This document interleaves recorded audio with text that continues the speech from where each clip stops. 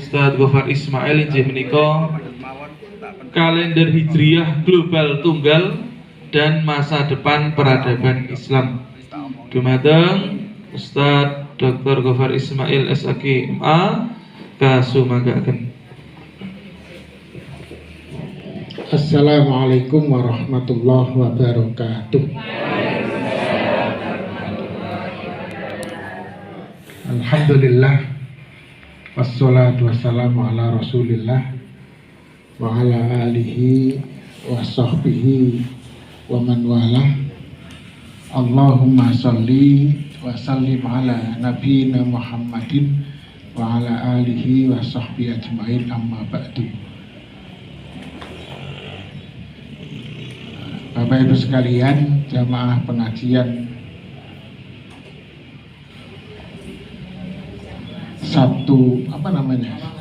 Taman Surga yang dirahmati Allah.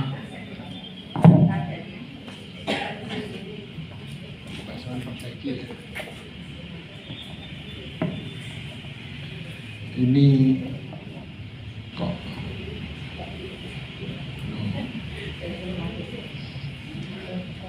nggak mau restart mungkin. Seperti restart. Coba ada yang memperbaiki, silahkan.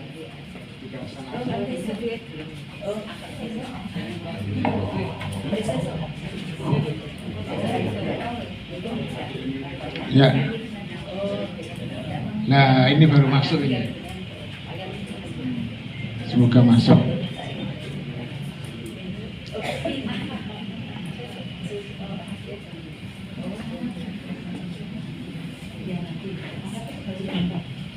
Masuk ya.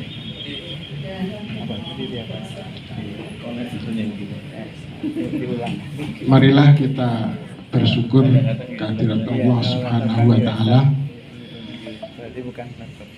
Alhamdulillah, pada tahun ini kita menyaksikan, membersamai awal peradaban baru yang coba diinisiasi oleh Muhammadiyah yang 1 abad lalu di Masjid Gede juga kontroversi tentang kiblat, dan tahun ini kontroversi tentang KHGT. Semoga tidak 1 abad yang akan datang baru terwujud ya. Kayaknya terlalu lama kita menunggu, mungkin kita sudah tidak ada seperti yang dulu diperjuangkan oleh Kiai Haji Ahmad Dahlan dan para muridnya.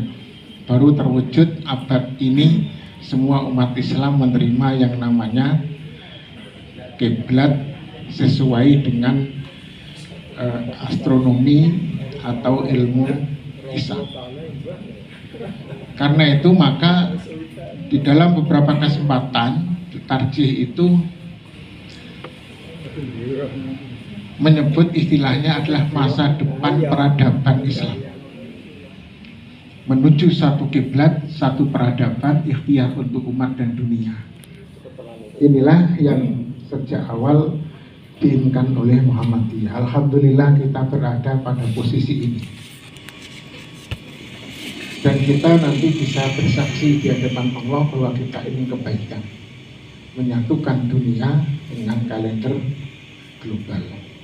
Apa nanti akibatnya dan dampaknya, yang perlu kita tahu. Salawat dan salam semoga senantiasa terlimpah pada Rasulullah Muhammad SAW. Bapak Ibu yang dirahmati Allah, ketika kita berbicara tentang kalender, ya, ini ada akar masalah. Apalagi kalender itu kan tidak mungkin dibuat tanpa ilmu astronomi atau ilmu hisab. Tidak mungkin kalender dibuat setiap 1 hari menjelang bulan berjalan. Karena kalau pakai ruqyah, pasti kalender itu baru bisa tersusun 1 bulan, 1 hari sebelum bulan berjalan, baru ada kalender. Maka kalender itu harus menggunakan ilmu hisab. Maka di sini ada akar masalahnya. Ironi dibalik ibadah kolektif, sholat, puasa itu kan ibadah kolektif yang harus ditentukan waktunya secara kolektif. Poin utama Ramadan kita ini bulan penuh energi, kesatuan yang tinggi, ada sahur, buka puasa, tarawih, serempak, dan ini menjadi amalan yang sangat hebat di hadapan Allah Subhanahu wa Ta'ala, apalagi di dalamnya Ramadan ini diturunkan Al-Quran. Tetapi sering orang ribut karena perbedaan awal dan akhir ibadah. Memang ada pahala yang banyak karena akan menguji ukhuwah dan kesabaran. Kapan puasa ya? Jadi orang masih mumet. Kapan hari raya? Mikir lagi. Dan itu baru akan ketahuan menjelang hari H. Sehingga sudah terkadung-kadung membuat masakan yang enak prasidur yoyo. Nah, diundur hari rayanya 2 hari lagi. Nah, ini sok mampu sangat ini. Sekarang ada fokus lumayan ya.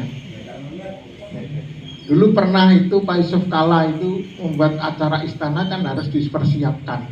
Sudah siap-siap, sudah catering siap, tenda siap, ternyata rasidur yoyo. Kenapa bisa begini? Lah karena kan tergantung hilal. Lah hilal itu kemana? Kok hilal dicari-cari? Apa ngaret apa turun? Jadi persoalan itu. Karena itu maka Muhammadiyah dengan mengikuti muktamar di Turki itu kemudian berani yang pertama kali melonsing ini. Jadi di Turki itu sebenarnya sudah disepakati, ya, disepakati kalender Hijriah global. Waktu itu dihadiri 127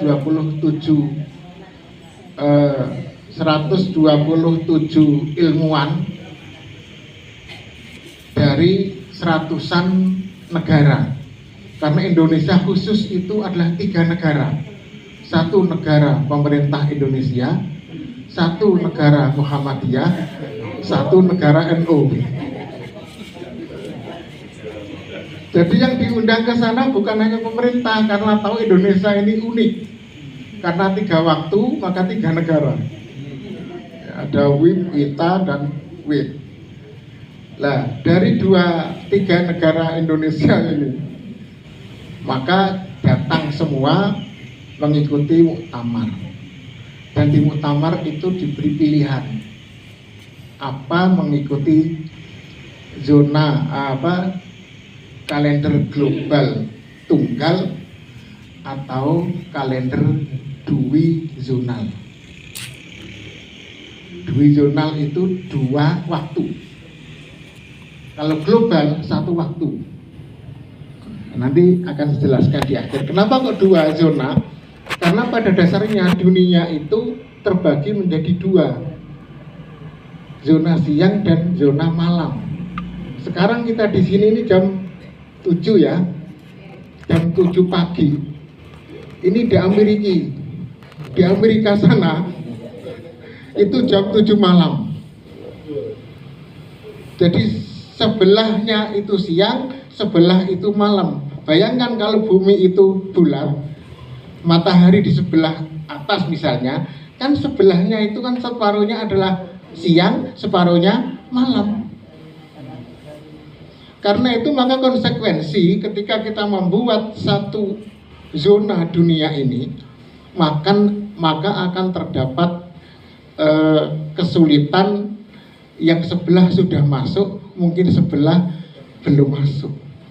Itu konsekuensi nanti secara hisabnya bisa kita lihat. Artinya 1 zona itu termasuk berani.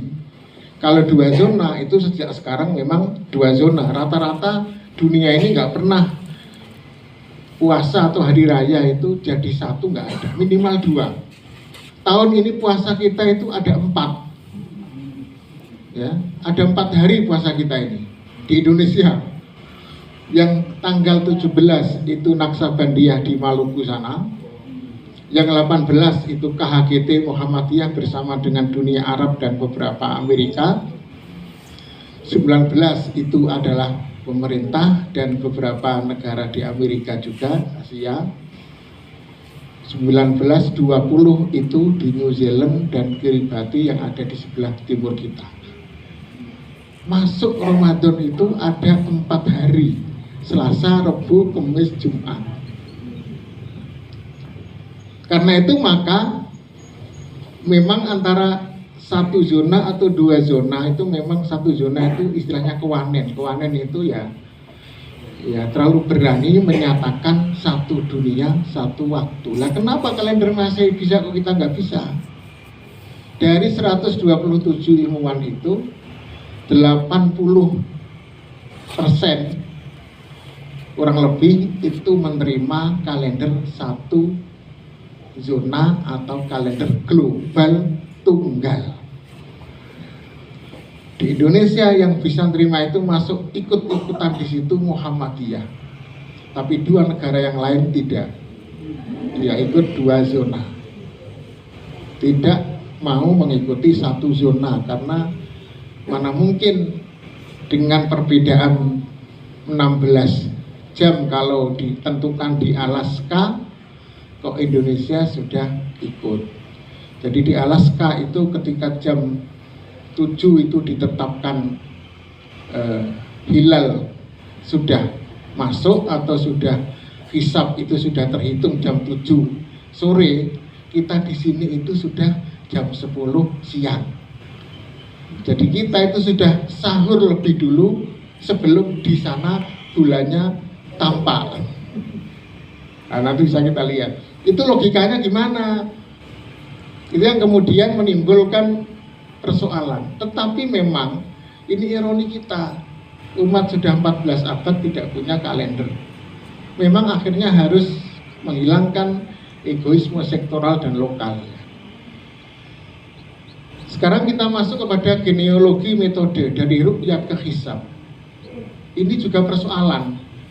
Kenapa? Karena era kenabian pada masa salaf, mulai dari masa Nabi, sahabat, tabi'in, dan tabi'ut tabi'in. Ada 3 generasi ya. Sahabat itu masa Nabi namanya, lalu tabi'in, tabi'ut tabi'in, 3 generasi. Hingga ditemukannya ilmu hisab pada masa Daulah Abbasiyah, ketika diterjemahkan seluruh kitab-kitab dari Yunani, dari Mesir, dari Persia yang terkait dengan ilmu pengetahuan, matematika dan lain-lain ke bahasa Arab, maka meranumlah ilmu pengetahuan pada masa Al-Ma'mun. Itu baru ilmu hisab ditemukan. Disitulah baru kemudian muncul hisab digunakan. Nah, basisnya adalah kalau hisab itu pengamatan langsung, ru'yat matahari dan bulan.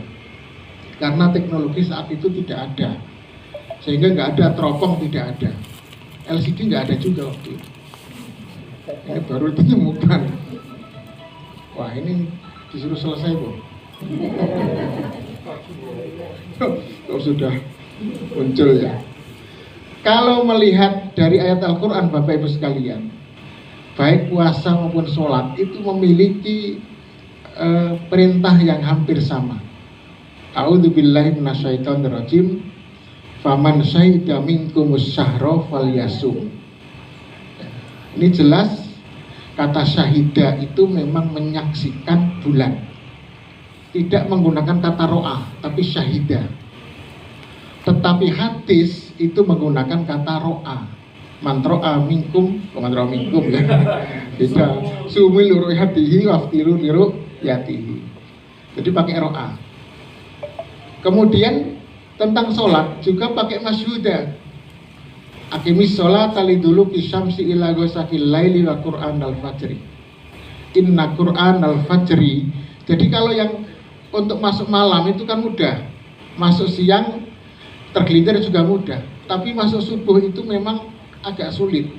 Makanya di dalam hadis itu kan antara isfar agak menguning, atau masih golas, itu akhir malam. Kalau kita antara min 20 atau min 18, itu masih perdebatan itu. Tetapi kata Allah di sini masyhuda, itu bisa disaksikan, artinya bisa diukur, bisa dilihat.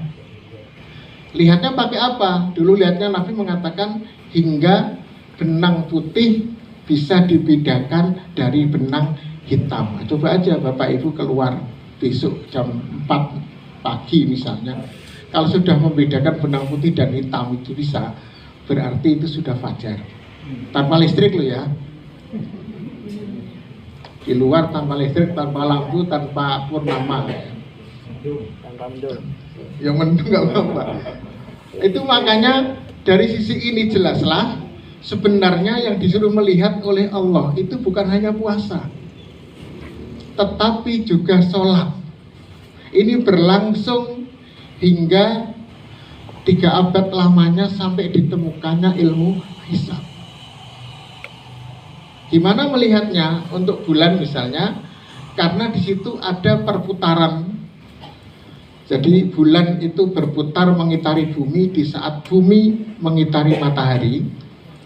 Maka ketika bulan itu di antara bumi dan matahari, itu yang namanya peteng dedet, sudah habis mulai dari, kalau paling bawah itu kan purnama ya, kan habis hingga sabit kembali.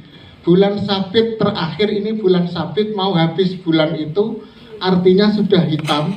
Itu hitam itu artinya adalah bulan going matahari dalam satu titik.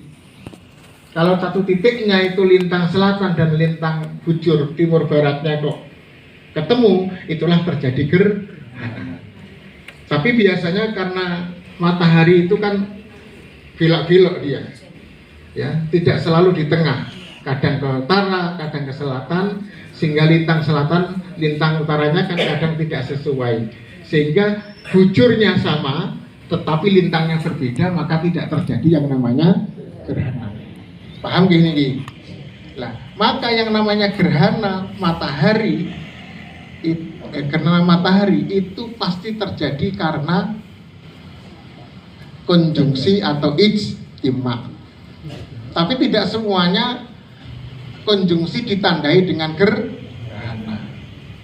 Lah, ketika gerhana itu terjadi ijtima, baru kemudian akan matahari duluan turun. Ketika matahari duluan turun di ufuk barat, bulan masih di atas, akan tampak begini. Ini yang namanya hilal.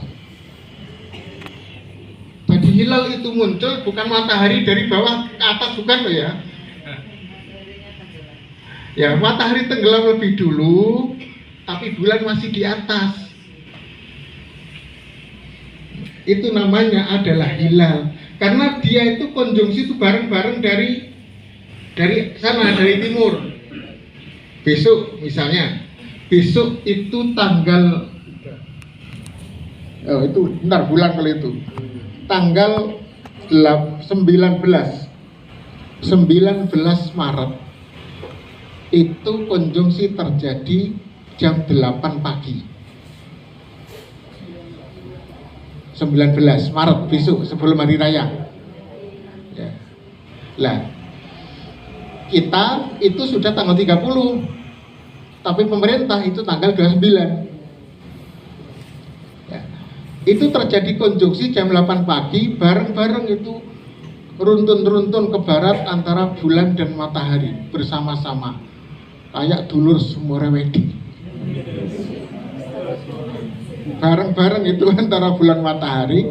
Tapi matahari itu lebih cepat karena dia memutari satu hari 24 jam, bulan itu 24 jam 50 menit.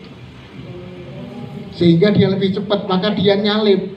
Nah, ketika dia sebelumnya kan, hari sebelumnya kan dia di belakangnya bulan.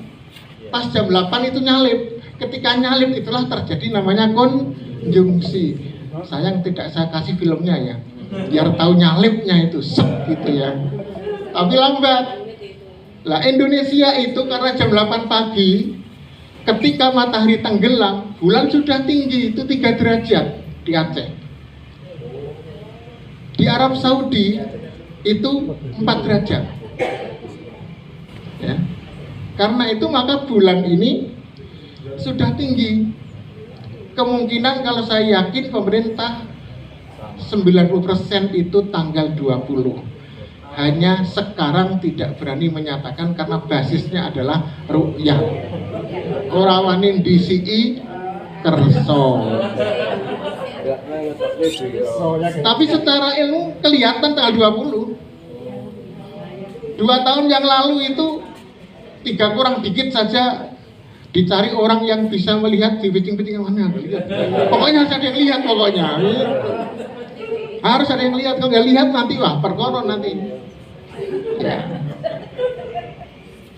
Nah beda kalau bulan itu ada di belakangnya, namanya ini adalah tanggal tua, tanggal pertengahan atau tanggal 14-15 antara itu.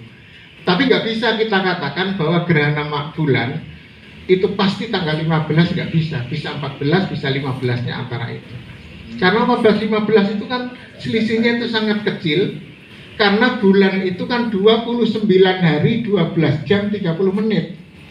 Kalau nggak mepet ke sini jadi 29 hari, besoknya jadi 30 hari.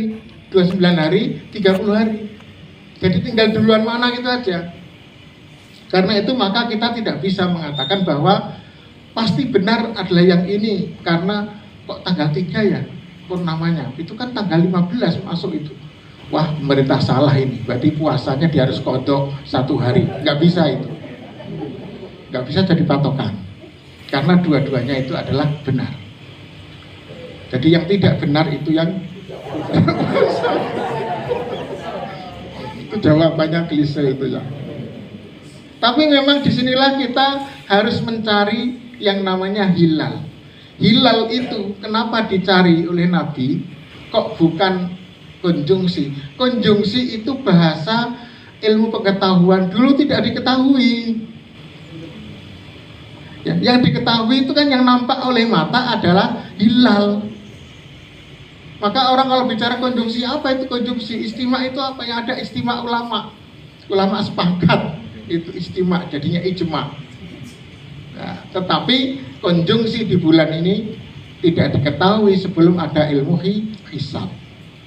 Yang muncul dulu adalah yang namanya hilal. Ini adalah kasus untuk menentukan bulan harus lihat langsung waktu itu. Begitu juga dengan matahari. Sholat itu nggak ada lewat itu. Ini yang dilihat ini loh. Masjid itu dulu pakai begini ini Pak. Jam matahari. Ini namanya jam matahari. Ini kalau ini di masjid nggak tahu mana ini. Ini masjid Magelang ini. Karena jelas ini ada waktu asar, waktu duha, waktu apa. Ini kan kelihatan oleh matahari itu. Kalau pas nanti duhur itu agak sedikit ke timur ya. Kayaknya masjid Bapak Ibu perlu dikasih ini. Karena kita sudah tidak lagi mengakui hisab. Hilangkan ini semua wis, nggak usah pakai ini. Ini adalah jam sudah tidak lagi menggunakan melihat matahari secara langsung. Ini astronomi, ini ilmu hisab. Ya. Dan ini sudah diakui dunia. Ayatnya sama, pakai syahidah masyudah. Terus kemudian hadisnya juga sama, Nabi prakteknya puasa lihat langsung, sholat pun lihat langsung. Mau sholat lihat matahari dulu. Untung saja kalau di Arab Saudi kan jarang mendung. Nah kalau kita mendung terus ya nggak sholat duhur asar itu. Nunggu kapan itu? Nah, repot itu ya. Ya. Lama-lama sampai pagi, lama malam langsung malam gimana? Lama sekali, nggak ada jam soalnya. Nah, sekarang tidak ada jam. Karena itulah maka inilah yang namanya paradoks penerimaan sholat vs puasa. Di masyarakat umat Islam seluruh dunia itu ada paradoks.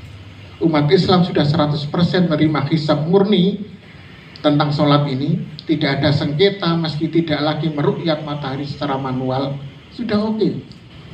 Tapi waktu puasa masih terbelenggu pada ruqyat fisik di lapangan. Padahal dasar perintahnya sama, observasi benda langit. Ini persoalan. Dan ini yang mau dipecahkan oleh Muhammadiyah. Dia berani sendirian, di mana negara-negara yang lain masih belum berani mengeksekusi apa yang sudah diputuskan tahun 2016. Memang Muhammadiyah itu melete kok ya. Melete namanya.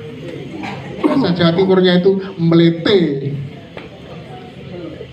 Kalau bahasa Lamongannya itu megilan. Ada orang Lamongan nggak sih? Lamongan itu megilan. Megilan itu gilani itu loh Pak ya. Gila, kan megilan. Gila. Kalau ini gilani ya. Kalau gilani kan jelek. Kalau megilan itu malah menakjubkan. Megilan. Jika hisab sudah menjadi hakim bagi kebenaran ru'yah, menolak klaim di bawah kriteria, mengapa tidak langsung hisab saja? Sekarang orang misalnya kriterianya 3 derajat. Ya. Ketika 2 derajat, kok ada orang melihat, itu nggak diterima. Alasannya apa? Karena belum 3 derajat. Lah sudah tahu begitu kok dilihat, ngapain sudah jelas nggak diterima kalau melihat? Itu kan lelucon abad ini. Maka kemarin ketika Arab Saudi itu kan punya kalender Umul Qura, kalendernya itu sama dengan Muhammadiyah, dulu itu Wujudul Hilal. Dan ketika dia ke KHGT itu nggak berubah, karena Wujudul Hilal itu kan memang kriteria yang paling kecil 0+. Hanya beberapa bulan saja yang bisa berbeda dengan KHGT. Kemarin itu sebenarnya kalau pakai Wujudul Hilal, maka kita berbeda dengan Arab, kita sama dengan negara, karena memang waktu itu konjungsinya jam 7 malam. Sehingga belum terjadi konjungsi. Seharusnya memang bulan Sya'ban itu 30 hari, kita di tanggal 19. Itu kalau Wujudul Hilal. Tapi kalau Wujudul Hilal sudah kita tinggalkan, mutlak lokal. Dia kan sudah naik tinggi dengan sayapnya ke global. Tidak lagi di bawah bumi Indonesia, tapi di atas dunia. Karena itu maka Muhammadiyah lalu menggunakan kriteria berbeda. Meskipun Indonesia belum wujud, karena global sudah ada bulan itu, maka kita sudah puasa. Nah Arab itu dia mengikuti kalender dia, bukan belum KGT itu Pak. Kebetulan sama saja. Kalau Arab itu kita ditolong oleh Arab betul ini. Kalau Arab itu berbeda, wah banyak Muhammadiyah itu. Betul-betul banyak. Kebetulan Arab itu kan 2 derajat kriterianya, ya. Tetapi kalau ada orang yang melihat itu diterima.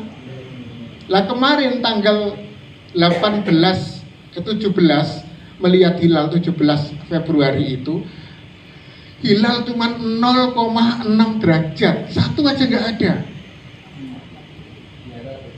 di Arab. Tapi ada sebuah tempat bisa melihat, melaporkan, mau disumpah dan dipercaya oleh negara, maka jadilah Arab, kemudian negara-negara yang lain ikut, jadinya banyak negara di Timur Tengah yang tanggal 18 puasanya. Ini kan pertolongan Allah yang luar biasa itu. Untung saja ada yang ngaku melihat. Nggak tahu dia tahu benar, nggak tahu kita tahu. Yang penting ada yang ngakuan cukup sudah itu. Itulah kelemahan memang ru'yat itu kan ada yang ngaku. Ya. Dan orang ngaku itu kan banyak hal ya, banyak faktor. Yang penting ngaku, masalah tahu nggak tahu sebenarnya kan Allah yang tahu dengan dia. Kayak cerita orang tua itu ada yang melihat hilal pada masa sahabat. Ini kayaknya bendera ini kok mengganggu. Ini aja ya. Ini nggak apa-apa Mas. Oh dulu juga ternyata.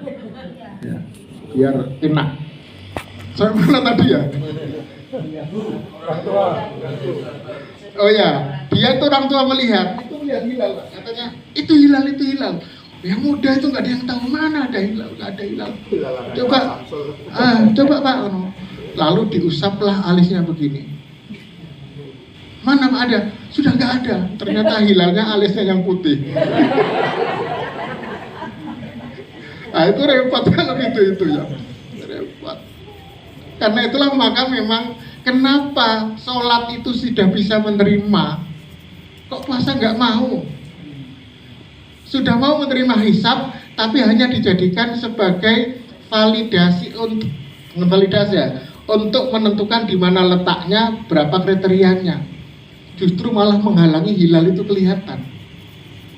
Seharusnya hilal itu bisa kelihatan, gara-gara hisab malah tidak dianggap kelihatan. Itu kan aneh. Cakung itu tiap tahun itu lihat hilal, gak tahu hilal yang mana yang dia lihat. Tapi Cakung nggak pernah diakui oleh pemerintah bahwa mereka melihat hilal.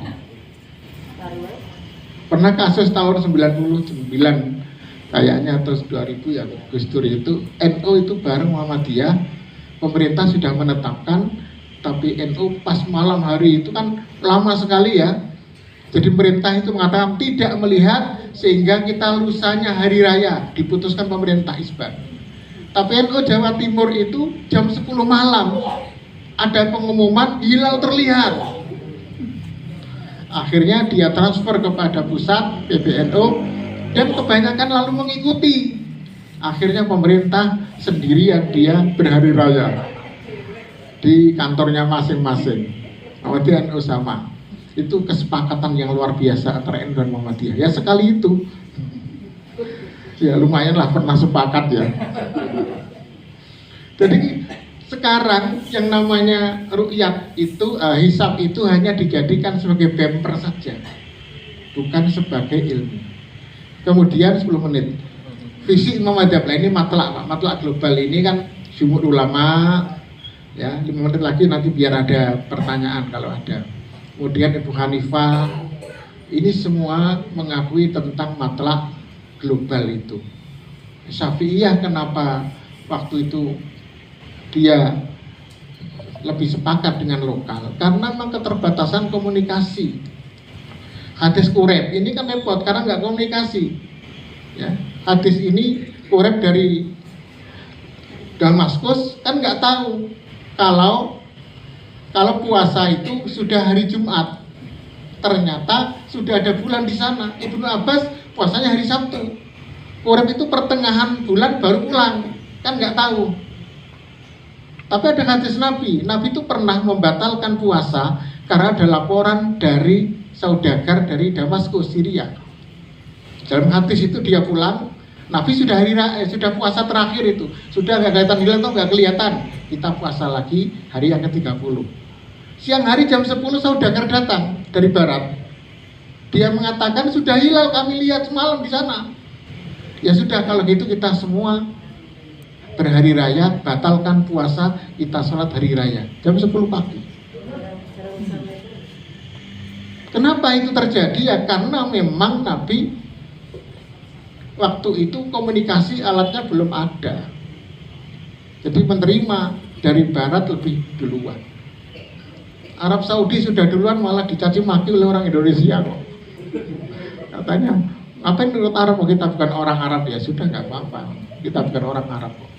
Paling ya Arab pati genah. Lah karena itulah maka KHGT ini solusi peradaban ya.